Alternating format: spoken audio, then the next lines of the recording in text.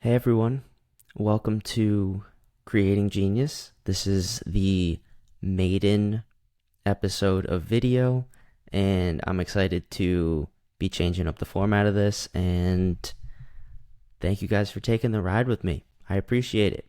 So today's episode, I'm going to talk a little bit about electrolytes. And electrolytes are fantastic because changing how we use them is one of the simplest things we can do to improve our health. They're going to be substances that have a natural positive or negative charge when they're dissolved in water. And these charges are important because they are able to conduct electricity throughout our bodies. Simply put, our ability to generate and conduct electricity is one of the main reasons we're able to exist. Our neurons use electricity to fire. Our muscles use the transfer of these ions and electricity to contract. It's absolutely vital. And when we move these electrolytes throughout our body, the charge that they carry naturally moves with them. Something like sodium has a positive charge. It's Na+. Or calcium also has a positive charge, Ca2+. And so when these electrolytes are dissolved in water, when they move, those charges are carried with them. I'm going to give another real world example of how this kind of is happening in our body. When a neuron in our brain wants to send a signal, there are a few things that happen, but one of the most important actions is that sodium channels on the neuron are opened in response to the stimulus. And when these channels are opened, a massive amount of sodium and positive charges enters the neuron, and the neuron becomes more positively charged. When this positive charge is sensed, it causes even more sodium channels to open up, even more sodium ions to flood the cell, and the cell becomes rapidly positive in a very extreme way. This extreme change in electricity is called an action potential, and it's what allows our neurons to communicate with each other.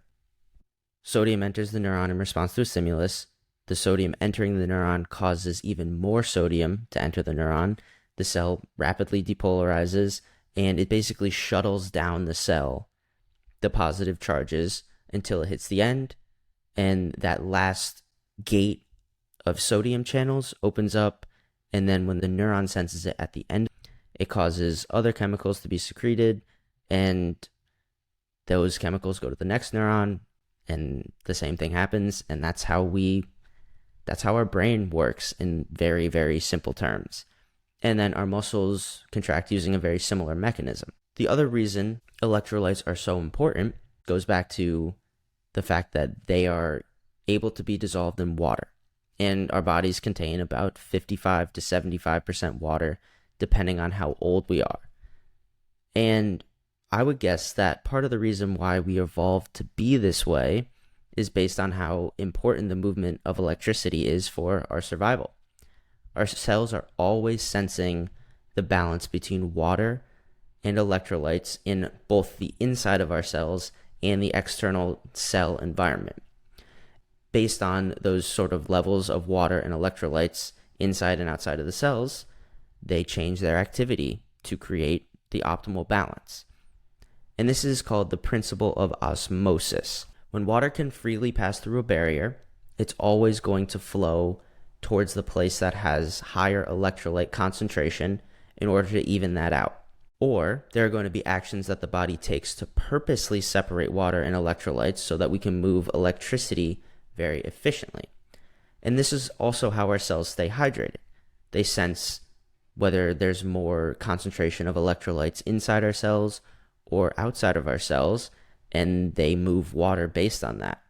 So making sure we have enough electrolytes inside and outside of our cells is really how our cells don't pop, because they're very dynamic, and the movement of water allows them to be dynamic, but the balance of electrolytes makes sure that in that dynamicness, there's no downsides, and we don't just spontaneously burst, because that wouldn't be great for our survival. Okay, moving away from biochemistry, electrolytes play a fascinating role in how we feel. And they're really important for our hormonal systems, which this was sort of new to me as I was going through the research. And we have this system called RAS, the renin-angiotensin system. This system controls blood pressure, electrolytes, and blood volume. Our bodies use electrolytes to make sure that we have enough blood and water, and this is one of the reasons why our kidneys are so important. When we need to hold on to water to increase our blood volume, we hold on to more electrolytes using our kidneys. When we have too much water, we use this system, the RAS, to tell our kidneys to get rid of both water and electrolytes through our urine. We're really always sensing how much water and how much electrolytes we have and how much we need based on the volume of our blood. And the RAS system is involved in the heart, lungs, liver, kidneys, and adrenal glands. And there are different hormones that these organs secrete in response to changes in blood volume and the amount of water we have in our body. When we have low blood pressure, RAS is stimulated to tell the body to hold on to more sodium so that we can increase blood volume and blood pressure. And it does this using a hormone called aldosterone, which is secreted by the adrenal glands. Cortisol, which I've talked about before, is also secreted by the adrenal glands. And when adrenal function is impaired, the synthesis of both of these hormones is impacted significantly. The clinical diagnosis for when cortisol and aldosterone levels drop to dangerous levels is called adrenal insufficiency. When aldosterone tanks too much, our sodium levels can also drop really rapidly, and it can be very dangerous because aldosterone, again, helps us hold on to sodium. And that's really important. I want to use a case study to sort of illustrate this. It's called Secondary Adrenal Insufficiency, an Overlooked Cause of Hyponatremia. And hyponatremia is going to be low sodium. And this study illustrates the interplay between the adrenals and sodium levels really nicely. So the patient in question entered the hospital with symptoms of severe depression. She had weight loss, low energy, and hyponatremia, low sodium levels. There were many attempts to hydrate her using saline. They put her on anti-schizophrenic drugs, and she was in the hospital for weeks and showed no improvements in her symptoms or sodium levels. She was really not respondent at all. She was barely talking to the nurses that were coming in, and she kept losing weight, and it was looking pretty dire. Eventually, why the hospital didn't do this to begin with blows my mind a little bit, but they finally did a full workup on her blood and urine and all of the biomarkers that are important for health, and they figured out that she had low cortisol and undetectable ACTH. And ACTH is a hormone that stimulates the adrenal gland to make cortisol. So if you don't have enough ACTH, regardless of how well your adrenal gland works in a vacuum, it's not going to produce the cortisol that you need. With these findings of low cortisol and undetectable ACTH, they decided that the best course of action would be to basically just replace the cortisol using bioidentical hormones. So they put her on a very high dose of hydrocortisone. Eventually, they tapered her down to a physiological dose. So she wasn't on this super high dose cortisol for a very long time. But when they put her on it, her energy and appetite increased within 48 hours. She became more interactive with the hospital staff, and her hyponatremia normalized. So this case really nicely illustrates just how important the adrenal gland and cortisol are for normal sodium regulation. It would have been great if they, in the case study, they mentioned if they tested her aldosterone and what that would have been like. Clearly, low adrenal function is going to cause you to lose more sodium than is healthy. The adrenal gland secretes both cortisol and aldosterone.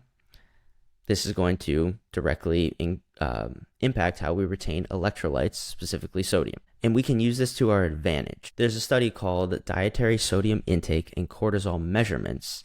And this study looked at how different levels of salt intake impacted cortisol excretion and circulating levels of cortisol in people with normal blood pressure or stage 1 hypertension. And that's going to be the mildest type of hypertension. And the reason why they did this was, or selected this particular patient population, was because in cases of more severe hypertension, high blood pressure, excess salt can be dangerous. It's important to keep that in mind. When we hold on to sodium, we hold on to water, and that's going to increase blood pressure. So it does make sense that for people with high and uncontrolled blood pressure, making sure that you're not getting too much sodium is going to be really important.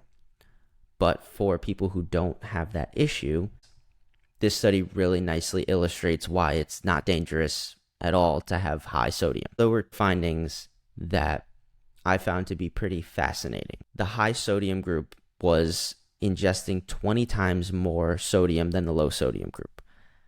But even though they were ingesting so much more, the levels of plasma sodium were basically identical. So this means that even if you're eating a really high level of salt and you don't have high blood pressure, your body is going to adjust to that and you're going to get rid of the excess. So eating too much salt is not really as quote unquote dangerous as we might have thought.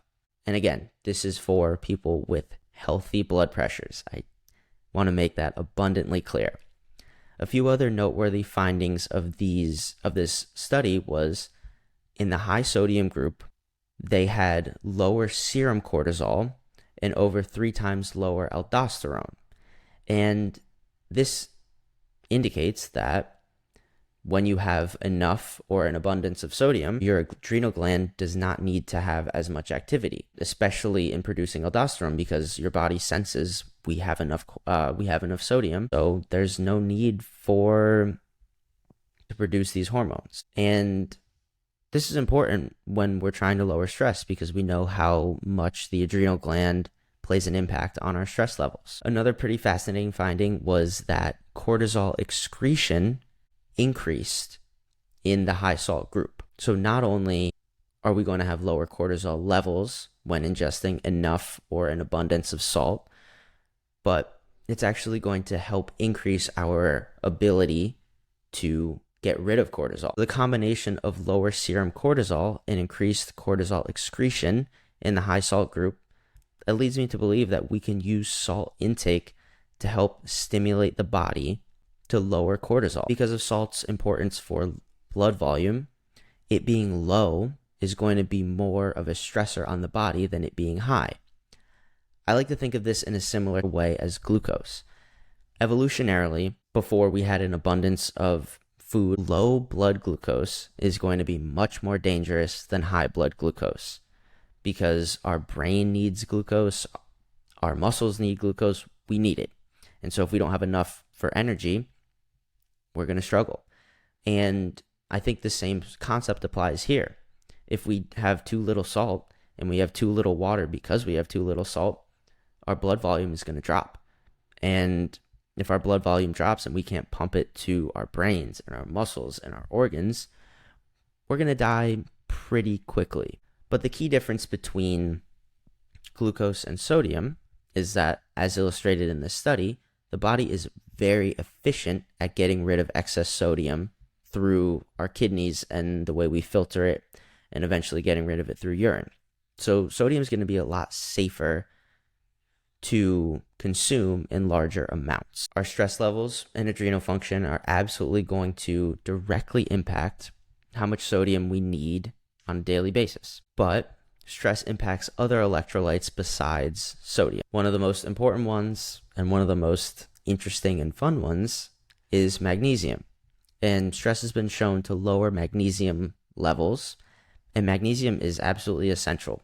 We use it in over 300 different enzymatic reactions in the body, and magnesium deficient rats were shown to have an increased release of cortisol, aldosterone, all that fun stuff. Magnesium is really interesting because of the way it acts during stress. When we get stressed, or when our cells get stressed, we move magnesium from inside of our cells to the external cellular environment for protection. And so when we're under chronic stress, it can deplete the levels of magnesium inside our cells. And this is why if you go to a functional medicine doctor, they're going to measure your red blood cell magnesium levels to test how much you have, because the levels of it in your plasma or blood or urine or anything that doesn't measure intracellular actually tells you more about how stressed you are than how much magnesium your cells are able to use. And one thing that I would love to start doing if I test myself or test other people is to test both the intracellular red blood cell levels of magnesium as well as the serum. And if you've got low red blood cell magnesium and high serum, that would lead me to believe that you're under stress and you're more at risk for magnesium depletion. Low magnesium itself is actually going to be a stressor on the cells because of how many enzymatic reactions rely on our ability to use magnesium. Another reason why magnesium is important is because magnesium and calcium operate in a balance that impacts our sensitivity to stress. When there's too much calcium, we're more sensitive to stress and produce more stress hormones when exposed to stressors. But on the flip side, a study called Long-Term Magnesium Supplementation Improves Glucocorticoid Metabolism, a post-hoc analysis of an intervention trial, found that long-term magnesium supplementation lowered cortisol levels in a significant way compared to placebo. So magnesium is going to be very important for our ability to handle stress, both at a cellular level and how we respond to external stressors in our environments. Another important electrolyte that I want to mention is potassium. Potassium is a little bit different from sodium and magnesium because its main area of activity is inside the cell. When everything's working correctly, we have a lot of potassium in our cells. We have a lot of sodium outside of our cells, and magnesium we sort of balance based on our needs. Only about 2% of total body potassium can be found outside the cells, and blood tests or urine tests that show high potassium are really indicative of all sorts of cellular dysfunction. Our adrenal hormones are going to be the main regulators of potassium metabolism, but insulin also plays a role in this. Sodium and potassium work in a very harmonious way. High sodium levels also cause increased secretion of potassium, and low sodium also causes decreased potassium secretion. And potassium is very important for our ability to calm neurons down after they fire.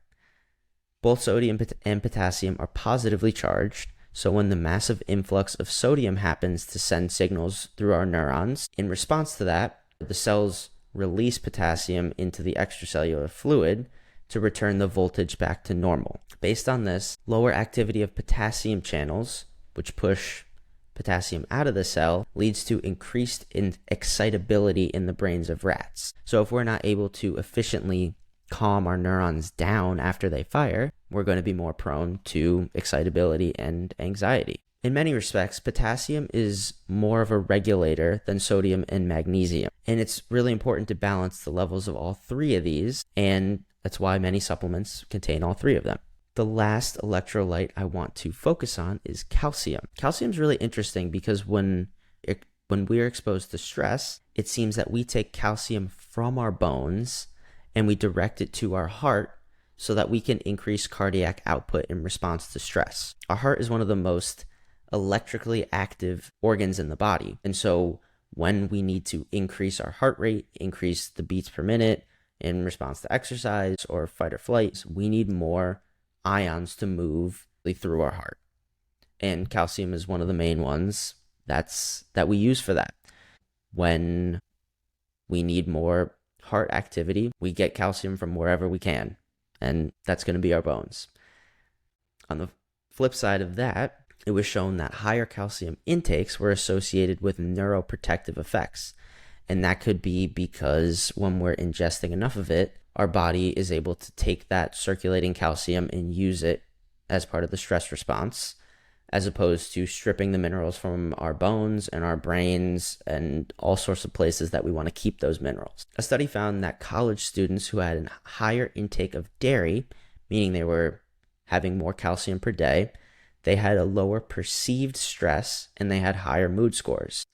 I think calcium is interesting. It's really easy to overdo it with calcium, and a lot of plaques are calcium based, and that's why people get calcium scores to test the amount of plaque that they have in their body. Again, it's important to make sure we have enough of it, especially because our heart uses it so frequently for its electrical activity. I've named some of these electrolytes and the roles that they have in protecting us from stress. So where do we get them and how do we use them? Before I get into that, I want to give a little anecdote here. I have struggled with headaches for a long time. I wouldn't say to migraine level, but I get headaches and sometimes they can be pretty bad. And every time I get them, I'm like, okay, what can I do to help give me some relief in the moment? I'll try antioxidants, I'll try polyphenols, I'll try all these things. And consistently, the most helpful tactic I use that actually gives me relief in the moment is it's always electrolytes.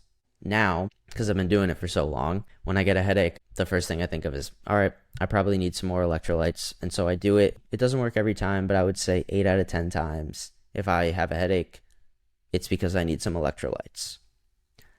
The next time when it's really important to use electrolytes is during exercise. And we all know this. That's part of the reason why Gatorade is like a $1 trillion company, because it's absolutely important for us to have electrolytes when we are exercising. Because when we sweat, we're losing electrolytes and water. So replacing them is extremely important, especially for people like me who are more prone to sweating. When I know that I'm going to be exercising intensely, I try to get 1 gram of sodium outside of whatever salt I eat during my meals before my workout and 1 gram during. I find that when I do that, it really helps me stay hydrated during and helps me with energy, and I don't feel the after effects quite as bad. But once we sort of get to the tail end of the workout or whatever intense exercise I'm doing, I do switch to plain water, and then after I continue with plain water. So I find that electrolytes are really helpful in prepping, and then after you sweat, you want to go more plain water. And the reason for this is that sweat is 99% water. So we do lose some electrolytes with it, and it's important to replace those, but it's going to be more important to replace the water.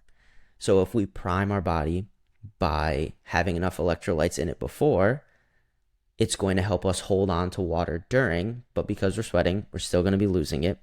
And so once we're done and we're not really losing water at the same rate when we're finished exercising, I find it works better to just go regular water. If you do struggle with some like post-exercise headaches or just feel like really, really run down, you can do some electrolytes after as well. I think, it's a lot of this is about figuring out what works best for your body.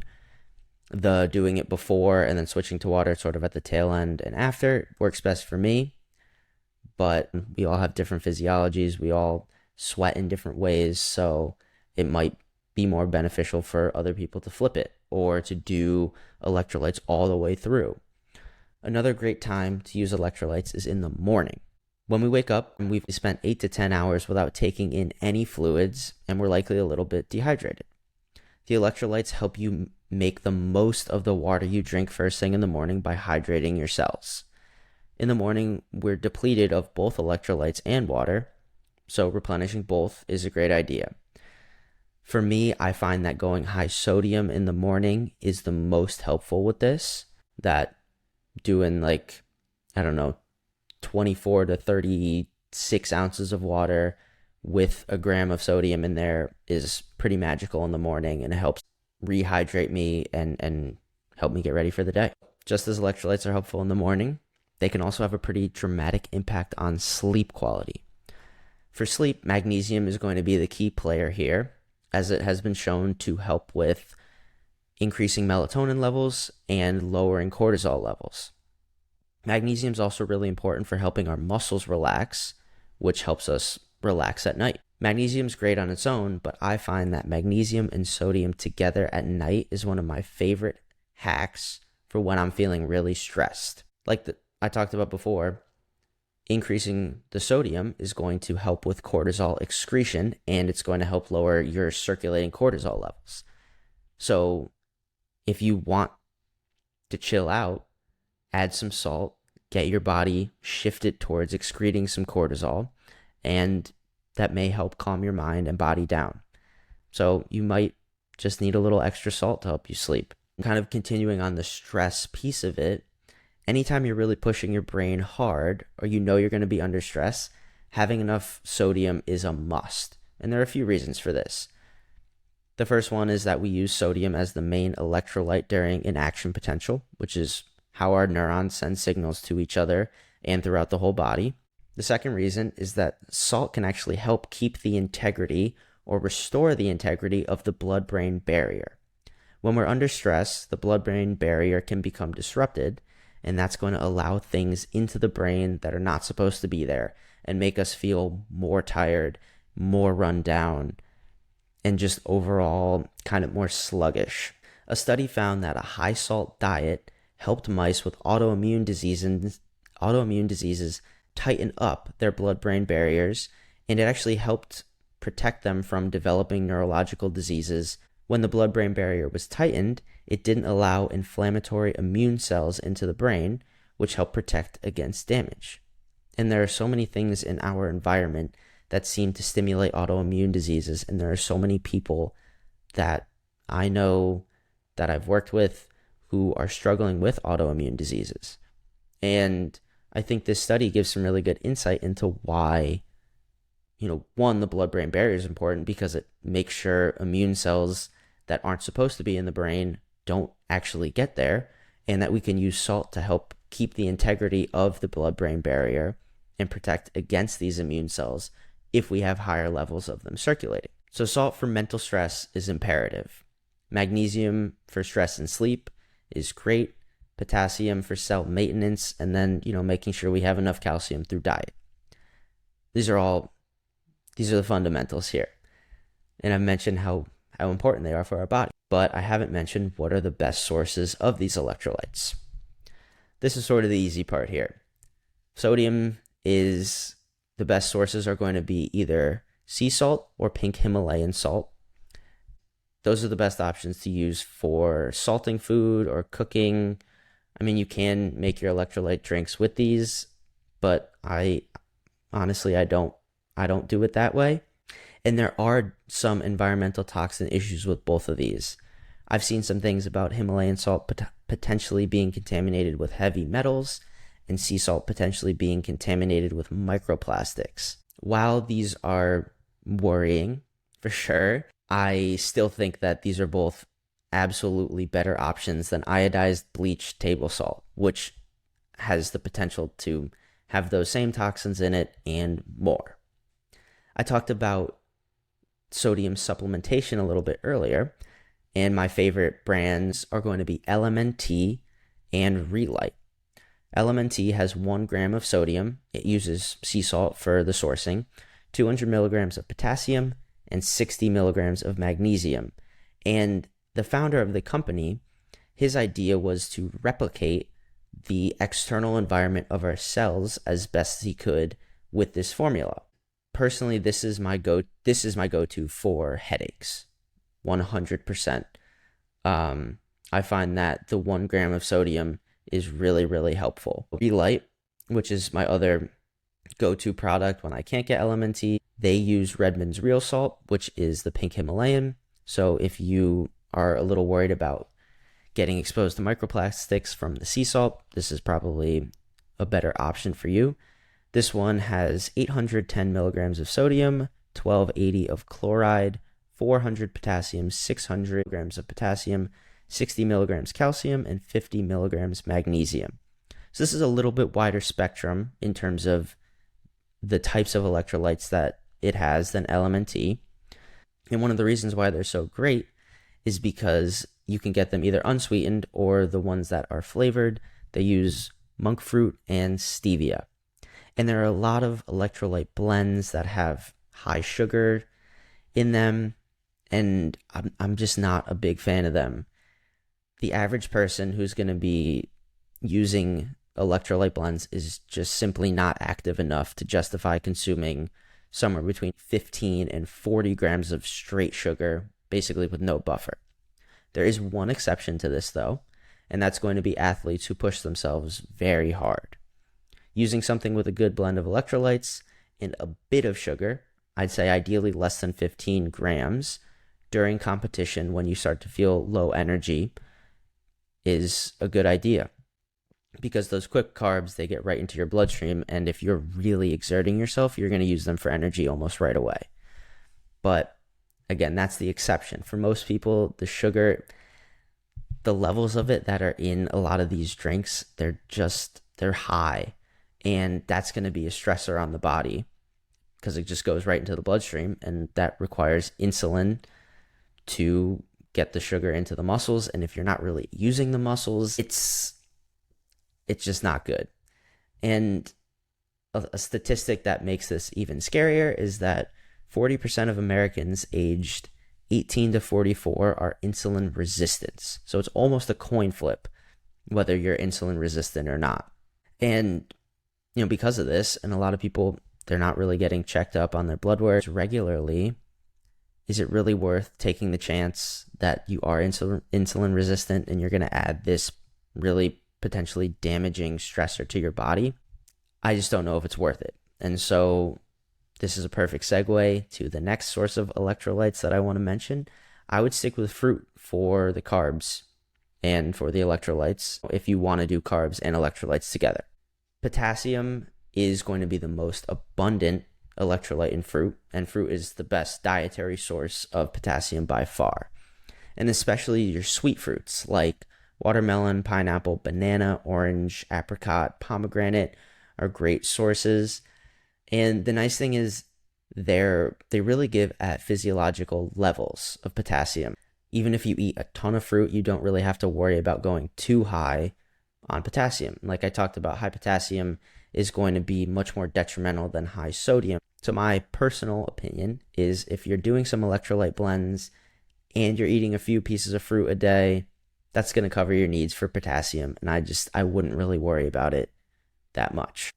Magnesium, on the other hand, is one that I believe basically everybody on the planet should be supplementing with, period. And there are multiple forms that can have different actions in the body. So mag citrate helps with intestinal health. It's really good for relaxing the GI tract and making bowel motility better. Mag glycinate is a conjugate of the amino acid glycine, and this has calming effects. This is one of the most common forms of magnesium that's recommended for sleep and relaxation. The big gun for magnesium for relaxation and sleep especially is mag threonate, because this is the only form of magnesium we know that can cross the blood-brain barrier. It's been shown to help lower glutamate levels and increase GABA. So this one is fantastic for sleep and relaxation. Magnesium oxide is another one that's good for sleep. And magnesium malate is really good for fatigue, muscle weakness, and has been shown to help with blood sugar dysregulation. And because there are so many forms of magnesium, I recommend getting a blend of them. Magnesium Breakthrough by BioOptimizers is fantastic, and 7-salt magnesium from Biogena is another one. That's great, and these are my two favorite options. I've taken both of them. I use them for sleep, mainly. With the 7-salt magnesium, the dose is going to be lower, so if you decide on that one, I recommend either doubling or tripling it, depending on how that works for you.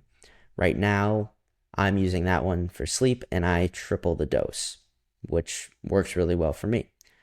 And as a general rule, I would recommend taking magnesium mostly before sleep, as it can make you a little drowsy, especially in higher amounts. I would say keeping it between 400 to 600 milligrams for sleep is going to be the sweet spot there. The exception is if you're doing citrate or malate, those are fine during the day as they have a different mechanism of action in the body and aren't going to have the sedative effects that the glycinate or the threonate or the oxide are going to have. Circling back to mag threonate, I do have to be fully transparent about this one. First off, you can't usually find it in blends, so you have to purchase it on its own. And it is very expensive. So I would say unless you're really, really struggling with sleep and relaxation, it might not be the best bang for your buck. But if you do feel like you absolutely need it, Neuromag by Designs for Health is a pretty fantastic option here. Now on to calcium. And this is fun because I get to introduce one of my favorite ways to supplement things, and this is using organs. Calcium is found in the highest concentration in bone. So for supplementing with calcium, I use something called Bone Matrix from Heart and Soil. And based on what I've said, I think you can guess that the product is bone from grass-fed cows. It has calcium, collagen, active peptides, and trace minerals in it as well. And these all just are naturally occurring in the bones. And I started using this when I broke my arm and my body was prioritizing healing from that fracture. And so I needed to rebuild, and I needed a lot of calcium to make it work. So if you really want to get spicy with it, doing some supplementing with grass-fed bones is going to be awesome. But besides that, the best calcium sources are going to be dairy, nuts, seeds, whey protein, some fatty fish like sardines and salmon, leafy greens, and tofu. I wouldn't really worry about supplementing with calcium because, like I mentioned earlier, it is one that you can overdo. If you eat a fair amount of whole foods, you're probably getting enough. There are pretty rare cases where I see things that lead me to believe that we need to supplement with calcium. So I would just continue eating those whole foods. And if you want to play around with the bones, go for it. But again, I'm not sure if it's entirely necessary. In terms of creating some genius, I think it's going to be in your best interest to focus on sodium and magnesium for supplementing in the ways that I highlighted. And I just mentioned it, potassium and calcium, they're going to work themselves out through diet. But because of the impact that sodium has on our brain and adrenals, it's imperative that we get enough high quality sodium. And same thing with magnesium, because its effects on sleep, melatonin, cortisol, and just the way that our body uses it to protect itself. It's important to be getting enough. So I would say supplementing with 1 to 2 grams of extra sodium per day is the way to go. And then for magnesium, I would say probably somewhere between 400 to 600 milligrams. You could go up maybe, I would say 400 for normal sort of unstressed periods, and maybe you titrate up to 600 if you're feeling like really stressed and run down, or if you're just not sleeping well. You can use these any time during the day, and that's why they are one of my favorite strategies to use, because they're so versatile and they can help in so many ways, in the morning, in workouts, at night. Making sure you have enough electrolytes is one of the easiest ways to help protect your body against stress, increase energy, and help your brain function at its maximum capacity.